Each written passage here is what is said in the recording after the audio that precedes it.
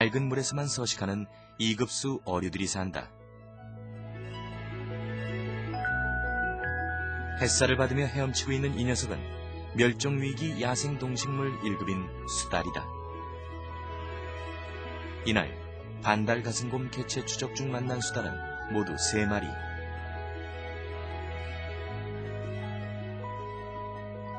수질 환경의 건강도를 판단하는 지표종이기도 한 수달은 지리산의 천정자연을 말해주고 있다. 지리산은 야생의 보고다.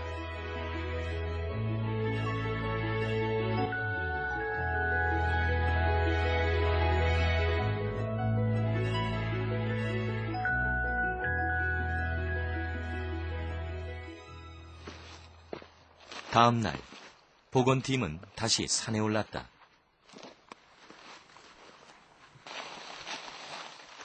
야생에 살고 있는 반달가슴곰의 상태를 확인하기 위해서다.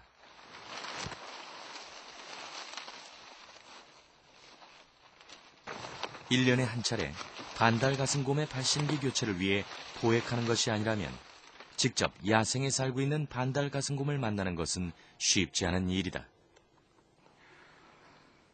그래서 지리산엔 무인 센서 카메라가 설치돼 있다. 아무것도 없네요. 아무것도 없어요. 두 것도 찍었는데 소리 때 흔들린 것만. 어제 이곳엔 아무도 찾아오지 않은 모양이다.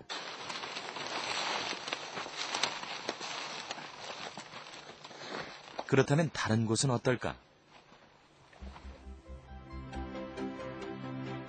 평소 무인 센서 카메라엔 반달가슴곰뿐 아니라 다른 야생동물이 자주 출현한다. 그런데 본격적인 겨울로 접어들면서 그 모습이 뜸해진 편이다.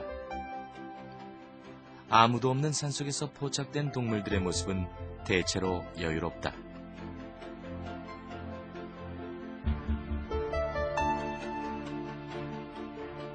새끼들을 대동한 어미 멧돼지.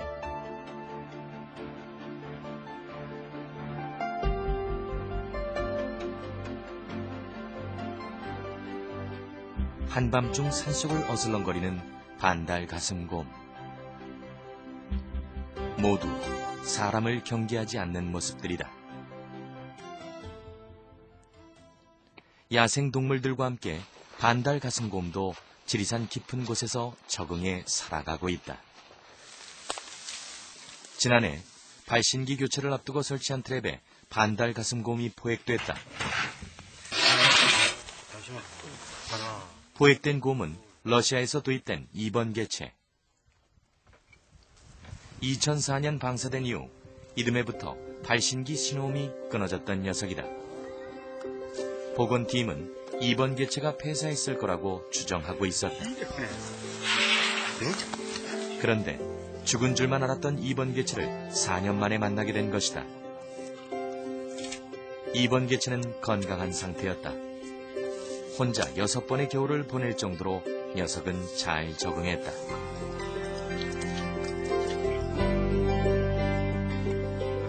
이번 개체는 발신기를 부착한 후 자연으로 돌아갔다. 이번 개체가 살아남은 것은 이곳이 반달가슴곰이 서식하기에 적합한 환경이었기 때문이다. 동면에서 한 깨어난 시점이 한 4월 정도 되는데 그때 시점에서는 그 식물성 그 새잎들, 그 다음에 밑에 나는 그 산나물 종류, 치나물 종류 그런 것을 먹고 또 여름이 되면 산딸기라든지 버치 열매 이런 열매를 먹습니다. 그 가을 되면 지금 현재 위치하고 있는 게 여기 이곳이 한 1000고지 정도 되는데 도토리라고 일명 도토리라고 하는 신갈나무 이런 도토리 나무의 열매를 많이 먹죠. 네. 야생동물의 먹이가 풍부한 지리산. 지리산의 중턱에서 생활하던 반달가슴곰은 가을이 지나면서 신갈나무가 군락을 이룬 고지대로 올라온다.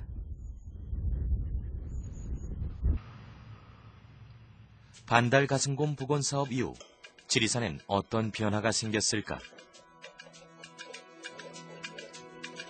이를 알아보기 위해 멸종위기종 복원센터에선 반달가슴곰의 배설물을 분석했다. 반달가슴곰의 먹이 중 80%는 식물성. 배설물에서 나온 식물의 씨앗을 이용해 반달가슴곰이 자연 생태계에 어떤 영향을 미치는지 실험해봤다.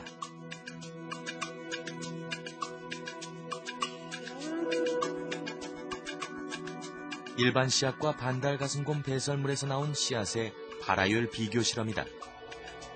일반 종자의 발화율에 비해 반달가슴곰이 배설한 씨앗의 발화율이 월등히 높다는 것을 확인할 수 있었다. 반달가슴곰이 생태적으로는 숲의 관리자라고 합니다. 반달가슴곰이 먹고 배설한 배설물에서 각종 씨앗이 분포가 여러 군데로 분포가 되고 그것으로 통해서 다시 숲이 건강하게 형성되는 거죠. 그 건강한 숲 안에는 반달가슴곰뿐만 아니라 다른 작은 동물들도 같이 살 수 있는 생태계가 자연적으로 이루어진다는 겁니다. 그래서 우산종이라기도 하고 숲의 관리자이라 하기도 하죠. 그런 의미에서 한 종을 복원한다기보다는 지리산 아니 백두대간의 생태계를 건강하게 만드는 그런 조절자 역할을 한다고 보면 됩니다. 그런 의미에서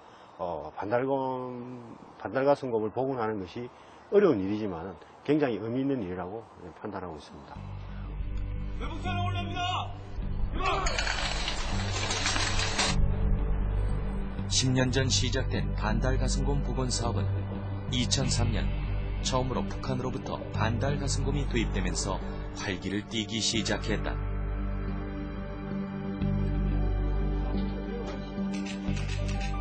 평양동물원에서 3마리의 반달가슴곰이 도입된 후 이듬해 5마리가 추가로 도입됐다.